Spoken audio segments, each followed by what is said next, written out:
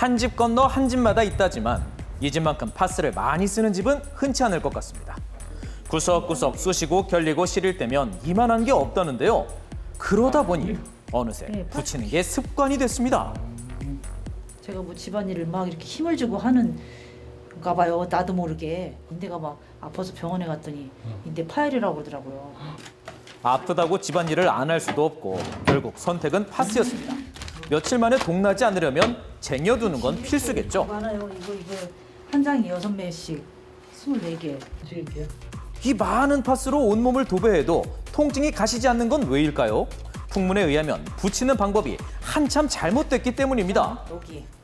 여기인데 이제 반대편에 붙여야 효과가 있다고 그래서 아픈데 말고 그 반대편에 붙이라고요? 왜요? 그래서 이제 파스를 이 안쪽에 붙이면 피부도 이제 얇고 혈관도 잘 보이고 그래서 흡수가 더 잘 돼서 효과가 좋아서 이렇게 붙여요. 멀쩡한 안쪽에 파스를 붙이면 아픈 바깥쪽이 저절로 낫는답니다. 그저 황당한 이야기일까요? 하지만 가볍게 여기기엔 비슷한 말이 너무나도 많습니다. 어디에 붙여야 할지 한 번도 의심해 본 적이 없었던 파스. 그저 진통제니까 당연히 통증 부위에 붙였던 건데요. 파스가 있어야 할 곳은 과연 어디일지 그 단서를 찾아봤습니다. 이런 식으로 아픈 부위에 많이들 붙이셨죠? 이 방법이 틀렸습니다. 파스소 수용 진통제를 제대로 흡수하려면 평소와 정반대로 붙여야 한다는 것. 한 방송 프로그램에서도 소개됐다는 이 소문. 통증이 느껴지는 부위 대신 그 안쪽에 붙이는 게 좀 더 효과적인 사용 방법이라는데요. 그렇다면 과연 다른 부위는 어떨까요? 다리보다 훨씬 더 얇은 손목일지라도 앞서 본 사례자처럼 바깥쪽이 아닌 안쪽에 붙이는 게 효과적이라는데요. 파스가 우리 몸에 어떻게 스며드는지 이것부터 확인해 봐야겠습니다. 파스 그러면은 그 소염 진통의 약을 갖다가 파스라는 그 조직에 붙여서 삼투압이라고 하는 일종의 그 습한 곳으로 이동하는 약물의 원리를 이용하고 있습니다. 통증, 염증을 가라앉히는 소염 진통제 성분, 표피층, 진피층으로 약물이 침투해서 대부분의 해당 부위에 있는 염증과 통증을 가라앉히는 작용을 합니다. 비스테로이드성 소염 진통제. 과연 어떻게 염증을 없애고 통증을 느끼지 못하게 할까요? 결국 몸으로 흡수된 그 약물이 피하를 통과하고 또 혈관을 통해서 양쪽으로 이렇게 퍼져나가는 원리이기 때문에 쉽게 말해서 파스 속 비스테로이드성 소염 진통제 성분은 삼투압을 이용해서 약물을 피부로 스며들게 하는데요. 이는 피부 주변의 혈관으로 흡수돼 염증과 발열, 통증을 감소시킵니다. 피부가 얇아 혈관이 잘 보이는 부위에 파스를 붙여주면다는 것. 손목의 경우 보통은 손등 위로 향해서 붙였을 텐데요. 그보다는 혈관이 더 많은 손목 아랫부분에 붙여야 하고요. 그렇다면 정말 안쪽으로 붙이는 게 그 효과를 극대화하는 방법일까요? 겉면면 이런 안쪽 등 이런 데가 조금 더 두툼한 건 맞아요. 이게 많이 이렇게 물리적인 충격을 받으니까. 근건도 보통 이렇게 움직이는 이 방향에 따라서 그쪽으로 조금 더 두터워지거나 피부 자체도 좀 더 강해지는 게 있죠. 아무래도 피부가 좀 더 얇은 건 있어요. 피부가 얇은 곳에 파스를 붙여 약물이 혈관에 빨리 침투되면 그만큼 효과도 좋은 곳 맞나요? 반드시 그렇지는 않습니다. 뭐 절대적인 건 아니라고 저는 봐요. 오히려 조금 더 문제가 될 수 있는 소지들도 있을 것 같은데요. 아, 이게 무슨 상황이죠? 분명 피부의 바깥쪽보다 안쪽이 얇다고 했는데 효과가 좋은 건 아니라고요? 이유인 즉슨 이렇습니다. 치면작용이라는 것은 피하를 통과해서 퍼져나가는 이 삼투작용으로 그 조직으로 퍼져나가는 거지 혈관을 이용하는 것은 2차적으로 혈관의 작용도 있겠지만 직접 국소적인 작용이 더 강하다 이렇게 보겠습니다. 피부 깊숙이라는 게 우리가 생각하는 것만큼 그렇게 깊지는 않고요. 앞면에 붙였을 때 뒷면에 통증이 가라앉는다. 이거는 다 잘못된 얘기예요. 아픈 부위에 골라서 붙이면 통증을 쏙쏙. 직접 작용으로 통증엔 빠르게, 바로 침투해 염증엔 강력하게.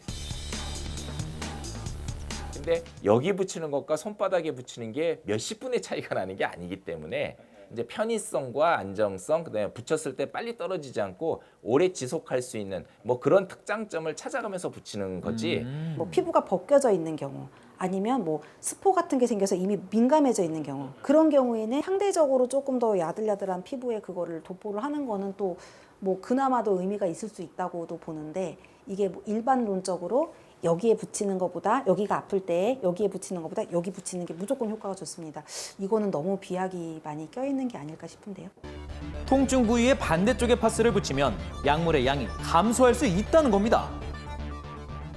앞무릎이 아프면 앞무릎에 붙이시면 되고 근데 앞무릎이 아파서 뒤에 붙였더니 효과가 있었다. 그럼 그분은 뒤에가 아팠던 거라고 생각하시면 돼요.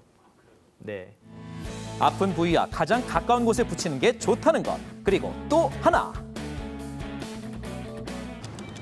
아픈 부위와 가장 가까운 곳에 파스를 붙이는 것만큼 중요하다는 두 번째, 슬기롭게 파스 붙이는 방법은 과연 무엇일까요?